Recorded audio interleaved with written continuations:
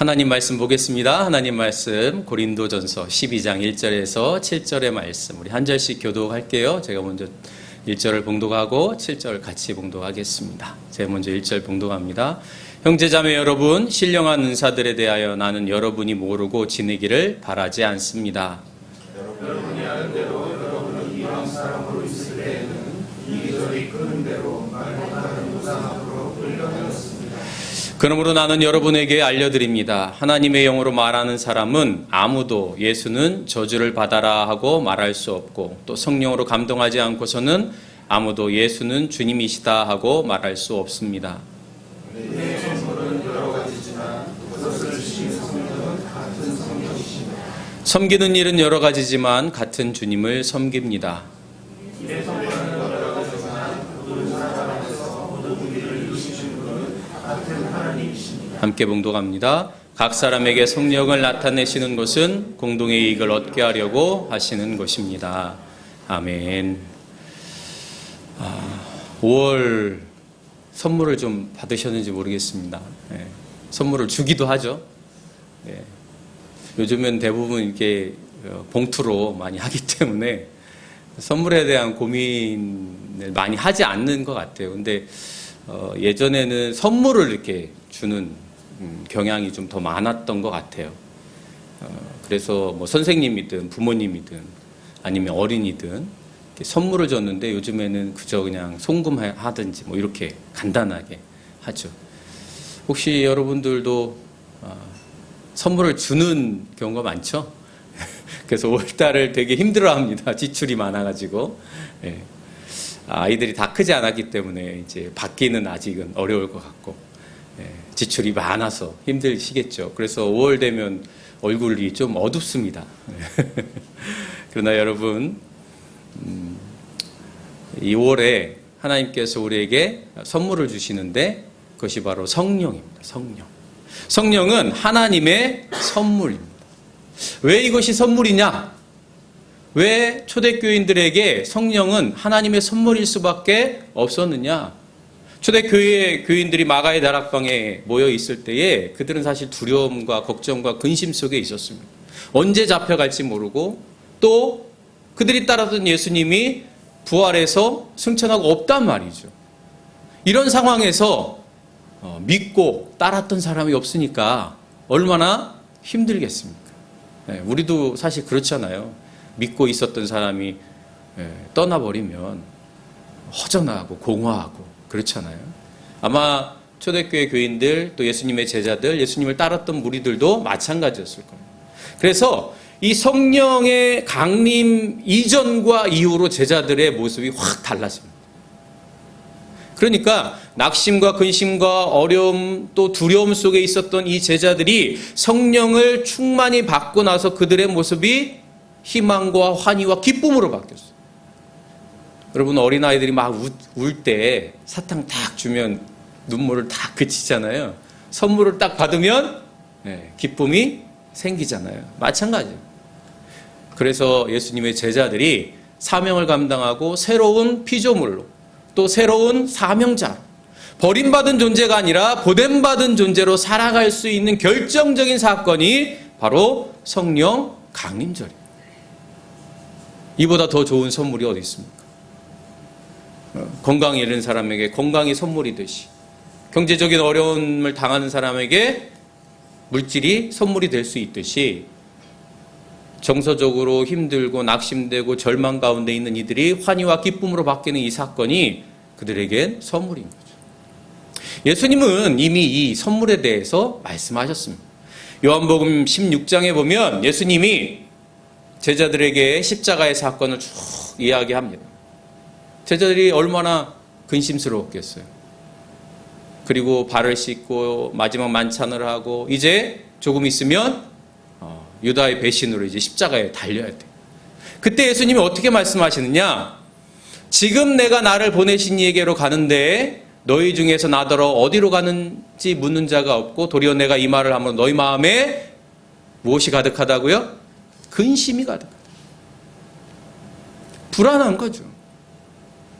그러나 내가 너희에게 실상을 말하노니 내가 떠나는 것이 너희에게 유익하다.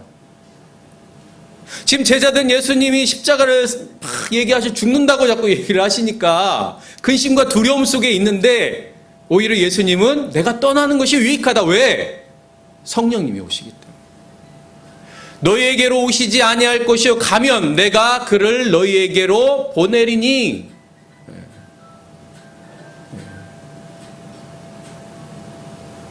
바로 보혜사가 너희에게로 오시지 아니하면 내가 가야만 보혜사 성령님이 오신다는 거예요. 내가 가야만. 그리고 그것은 제자들에게 큰 영향력을 줍니다. 대표적인 사람이 누구냐? 베드로. 여러분, 베드로는 예수님을 3번 부인하고, 여러분, 누군가를 부인한다고 하는 것, 배신한다고 하는 것, 그 행위 자체가 굉장히 나쁠 수도 있지만 사실은 그 배신한 사람들의 그 심리적인 상태는 굉장히 힘들고 어려운 상황이죠. 근데 그 베드로가 어떻게 합니까? 성령 충만 받은 다음에 사람들 앞에서 설교를 하기 시작합니다. 예수님이 어떤 분인지, 예수님이 어떻게 사역을 하셨는지, 그는 구원자고 메시아다라는 이야기를 사람들 앞에서 이야기하는 것이죠. 그 전에 베드로는 숨었던 사람입니다. 낙심했던 사람. 그런데 그가 사람들 앞에 당당하게 나가서 오히려 예수를 전하기 시작합니다. 그 말에 사람들이 어떻게 반응을 하느냐? 내가 어찌할꼬? 내가 어떻게 하면 좋겠습니까? 베드로에게 이야기하는 거예요. 그러자 베드로가 말합니다. 회개하십시오. 그리고 여러분 각각 예수 그리스도의 이름으로 세례를 받고 죄의 용서함을 받으십시오. 그러면 무엇을 선물로 받는다고요? 네, 성령을 선물로 받을 것입니다. 성령을 선물로 받을 것입니다. 이 선물이 그들의 삶을, 그들의 인생을, 그들의 삶의 스토리를 완전히 바꾸어 놓았던 거죠. 사랑하는 나무교회 성도 여러분, 오늘 우리는 성령이 필요합니다. 성령 충만함이 필요합니다. 성령 충만함을 받을 때만 우리는 하나님의 뜻이 무엇인지, 또 하나님이 어떠한 일을 좋아하시는지 비로소 알게 되는 것이죠. 그런데 고린도 교회에게 바로 그 성령이 필요했습니다. 고린도 교회. 여러분, 고린도 교회는요, 바울이 2년 동안 선교를 해서 세운 교회입니다. 얼마나 애정을 많이 가졌겠어요. 그런데 이 고린도라고 하는 지역은 중개무역을 하는 곳이고 교통의 요지였습니다. 여러분 혹시 그런 말 들어보셨는지 모르겠어요. 벌교가 하면 뭐 자랑하지 말라고 그래요? 벌교. 모르세요? 주먹 자랑하지 말라고 해요. 주먹.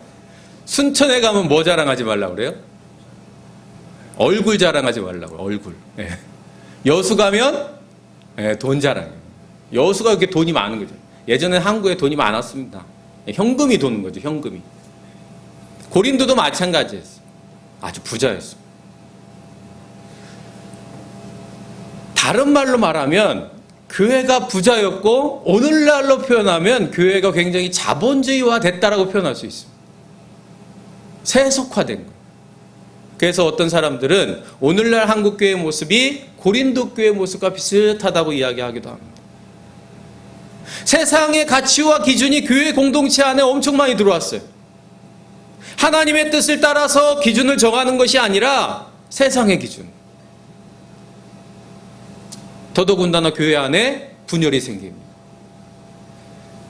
고린도 전후서에서 보면 성만찬을 하는데, 예전에 성만찬은요, 지금처럼 이런 성만찬이 아니었어요. 그냥 같이 식사하는 거라고 보시면 됩니다.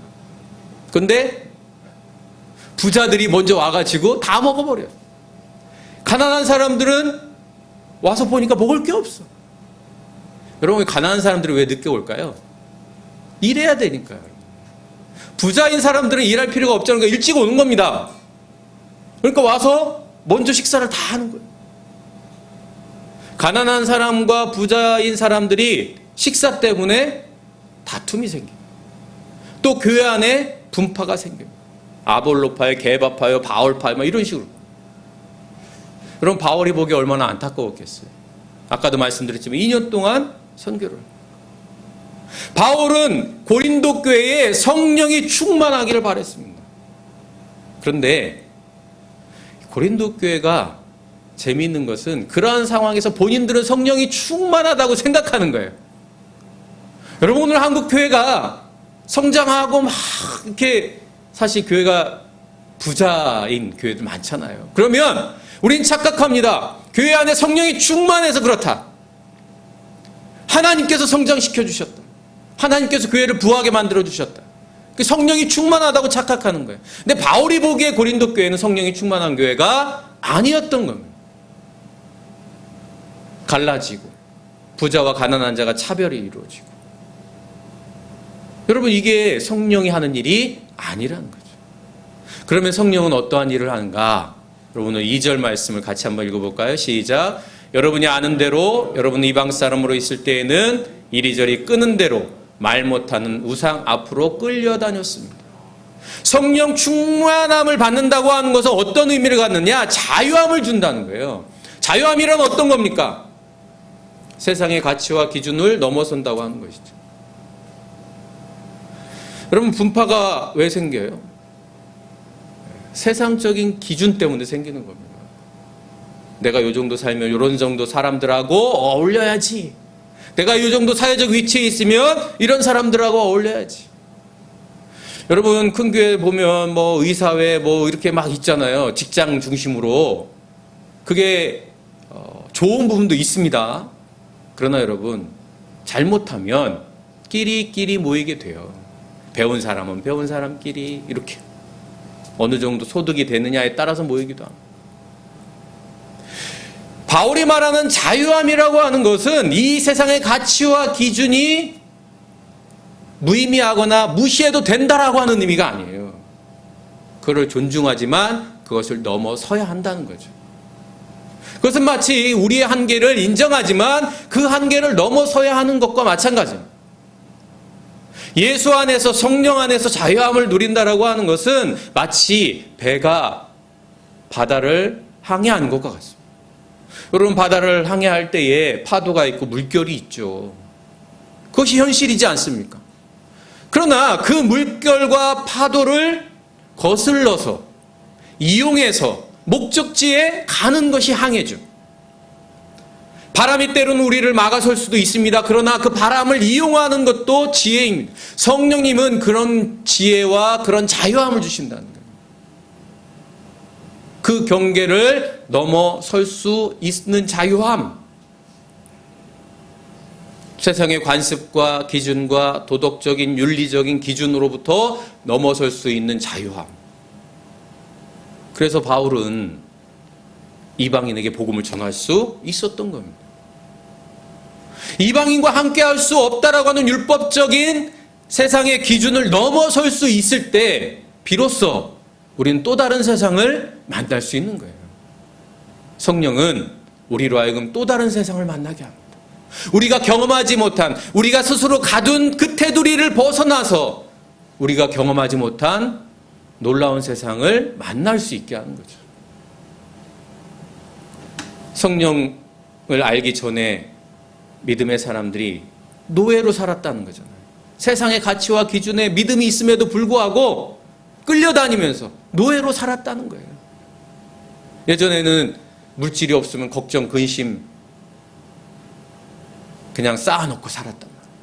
근데 성령 충만하면 그것이 아니라 또 다른 세상, 가지지 않기 때문에 누릴 수 있는 자유를 경험할 수 있습니다. 소위 말하면 뭐 무소유가 주는 즐거움, 이런 것들이 있다고. 마치 그것은 우리가 핸드폰이 있을 때는 핸드폰에 막 의지하지만 핸드폰을 딱 내려놓는 순간 주는 자유함이 있잖아요. 처음에는 막 카톡이 왔나 안 왔나 뭐 무슨 일이 없나 막 한다고. 그러나 하루가 지나고 한 주가 지나고 한 달이 지나면 어느 순간인가 그로부터 자유함. 성령은 우리로 하여금 그러한 자유함을 주실 뿐만 아니라 그 자유함을 향할 수 있는 용기도 더하여 주시는 줄로 믿습니다. 이 성령 강림절에 그 자유함이 저와 여러분에게 있기를 간절히 바랍니다. 또한 성령이 충만하다고 하는 것은 3절에 보면 예수는 저주를 받아라 하고 말할 수 없다는 거예요. 다시 말하면 혐오의 표현, 혐오의 말을 하지 않는다는 거예요. 성령이 충만한 사람들은요, 혐오의 말을 하지 않습니다. 오늘날 한국 사회가 혐오 사회가 되어졌습니다. 여러분, 혐오 싫어하는 마음이잖아요. 심리학자들은 이 혐오라고, 왜 사람의 마음속에 혐오가 생겼을까? 자기 안전을 위해서 그렇다는 거예요. 여러분, 우리가 배설물을 본다든지 더러운 것들을 보면 싫어하잖아요. 그게 왜 그러냐? 내가 살기 위해서 그렇다는 거예요. 옛날에는 저게 어떤 위협을 주는지 몰랐기 때문에 싫어하는 마음을 통해서 피한다는 거죠. 전염병이 대표적인 겁니다. 성경에도 보면 율법적으로 피부병이나 나병이 걸리면 어떻게 해요? 격리하잖아요. 그래서 가족으로부터, 마을로부터 떠나서 다른 곳에 있게 합니다. 그리고 그것이 완전히 나았다라고는 징표를 대제사장이 확인한 다음에 가족과 공동체로 돌아오게 합니다. 혐오는 처음에는 그런 마음이라는 거예요. 서로를 지키기 위한. 그런데 여러분, 오늘날 혐오는 문화가 되어져 버렸어요. 집단화되어, 정치가 되어져 버렸어요. 유대인들이 사마리아 사람을 싫어한 이유는, 혐오하게 되어진 이유도 이 집단화되어진 혐오의 마음. 왜 사마리아 사람들을 싫어합니까? 제가 예전에도 말씀드렸지만 사마리아 사람들, 북이스라엘이 멸망한 다음에 그곳에 아수르 사람들이 이방인들을 데려왔어요. 피가 섞였습니다. 피가 섞인다고 하는 것은 더러운 거예요. 그래서 혐오하기 시작한 거예요. 이 혐오의 말들이 오늘 마치 믿음의 말인 것처럼 포장되는 경우들을 너무나 많이 있습니다. 그런데 여러분, 초대교회 교인들은 어떠한 일들을 했느냐? 로마에 전염병이 퍼졌어요. 사람들이 죽어나갑니다. 그런데 그들을 돌보지 않아요. 왜요? 두렵기 때문에. 저러다 나도 죽을 수 있다. 그런데 초대교회 사람들은 어떻게 하느냐? 전염병에 걸린 사람들을 도와주고 치료해주고 위로해주고 그런 일들을 하는 거예요. 그러다 죽은 사람들이 있으면 어떻게 합니까? 장례를 치러줘요. 이 사건이 있은 이후에 초대교회가 놀라운 일들이 일어납니다. 많은 사람들이 초대교회 교인들을 어떻게 표현하느냐? 파라볼라노이, 위험을 무릅쓰는 사람들, 죽음을 무릅쓰는 사람들, 다시 말하면 사랑을 위해서, 위로를 위해서, 섬김을 위해서 위험을 무릅쓰는 사람들. 사랑하는 남교회 성도 여러분, 성령 충만한 사람은 혐오의 말이 아니라 사랑의 말을 하는 사람들, 위로의 말을 하는 사람들. 오늘날 한국 교회가 때로는 정말 혐오로 가득한 말들이 넘쳐나는 것을 보게 되죠. 심각합니다. 요즘 초등학생들이나 이렇게 보면 혐오적인 표현들이 문화처럼 여겨진대요. 문화. 그리고 그런 거에 대해서 문제 제기를 하거나 이러면 조롱하기도 합니다. 이런 일들이 한국 사회에 있습니다. 교회 안에는 없느냐? 그렇지 않아요. 우리가 지금 목도하고 있는 수많은 현실이 그러한 것을 우리에게 보여주고 있다. 믿음의 말로, 확신의 말로 표현하지만 그러나 가만히 보면 혐오의 단어들이에요. 이슬람에 대한 혐오, 동성애자에 대한 혐오. 성령 충만한 사람은 그들을 위로하고 사랑하고 어떻게 함께 길을 걸어갈 것인가 생각하는 사람들이죠. 마지막으로 세 번째입니다.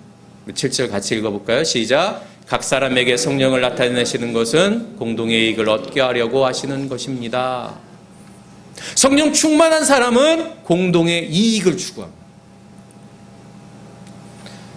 오늘날 우리는 자기 이익을 극대화하는 사회 속에 살아가고 있습니다. 나만, 그렇죠? 여러분은 최근에 있었던 이 삼성전자 성과급 이런 것들을 어떻게 보시고 계신지 모르겠습니다. 노동자들이 자기의 권리를 주장하는 건 당연합니다. 파업도 당연한 권리라고 생각합니다. 그러나 한편으로는 그들이 공동의 이익을 더 바라보면서 한국 사회에 메시지를 줄 수 있었으면 얼마나 좋았을까라고 하는 안타까움이 저는 있습니다. 개인적으로. 한국 사회를 어떻게 바꿔갈 것인가, 어떻게 좋은 사회로 함께 살아갈 수 있는 사회로 바꿔갈 것인가 라고 하는 고민을 이러한 사건들을 통해서, 이러한 일들을 통해 더 공론화되어지고 함께 나누고 함께 이야기했으면 좋은 굉장히 중요한 사건이었다고 저는 생각합니다. 오늘날 교인들에 대해서 인식조사를 해보면 이기적이다라고 하는 말을 많이 듣습니다. 교회 다니는 사람 왜 이렇게 이기적인지 몰라, 뭐 이런 이야기를 많이 듣잖아요. 성령이 충만한 사람은 개인의 이익을 추구하지 않는 사람이 아니라 개인의 이익을 추구하지 않을 수 있겠습니까? 저와 여러분이 어떻게 그럴 수 있습니까?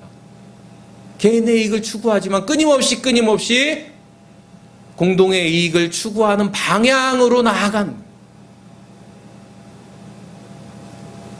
내 개인의 이익을 넘어서 함께, 나 개인의 즐거움을 넘어서 함께 즐거워하고, 나를 넘어설 수 있는 이것이 바로 성령님이 하시는 일이에요. 나의 세계를 넘어서 또 다른 세계와 만나기 위해서 끊임없이 노력하는 것, 그것이 공동의 이익이죠. 이것이 바로 하나님의 나라이고 하나님의 뜻입니다. 그래서 인간이라고 하는 그런 존재를 넘어서서 나무와 동물과 이 세상에 살아가는 수많은 피조물의 이익을 위해서 살아갈 수 있는 것, 믿음의 사람들은 거기까지 가야 된다. 이것이 창조 신앙이 아니겠습니까? 하나님이 창조하신 모든 생명이 더불어 살아갈 수 있는 데까지 가는 거예요. 그래서 동물들을 나의 유의만을 위해서 기르는 것이 아니라 생명으로 존중하면서 길러질 수 있고, 그래서 뭐 반려동물, 반려식물 뭐 이런 표현을 쓰는 거잖아요. 요즘에는 반려책이라는 말도 쓰더라고요. 무생물인데. 나를 넘어설 수 있는 그것은 바로 성령님이 하시는 일입니다. 그것이 바로 제자들이 경험한 성령의 능력인 것이죠. 사도행전 2장에 보면 여러분이 잘 아는 말씀이 있죠. 한번 같이 읽어볼까요? 시작. 오직 성령이 너에게 임하시면 너희가 권능을 받고 예루살렘과 온 유대와 사마리아와 땅끝까지 이르러 내 증인이 되리라 하시니라. 성령이 임하면 경계가 무너지는 거예요. 유대인들에게 사마리아 땅끝, 이방인들에게, 사마리아 사람에게 복음을 전한다는 것 불가능한 일이었어요. 경계를 넘어서서 자유함, 세상의 기준과 가치를 넘어설 수 있는 자유함, 그리고 사마리아 사람, 이방인 사람에 대한 혐오의 말을 하지 않고 그들도 하나님의 백성이 되어줄 수 있다라고 하는 믿음을 가지고 그들과 더불어 어떻게 살아갈 것인가 고민하고, 그것도 그들과 함께 공동의 이익을 추구하는 것. 그것이 바로 우리에게 주어진 사명이고 증인된 자의 삶입니다. 사랑하는 나무교회 성도 여러분, 우리 나무교회가 그러한 교회가 되기를 간절히 바랍니다.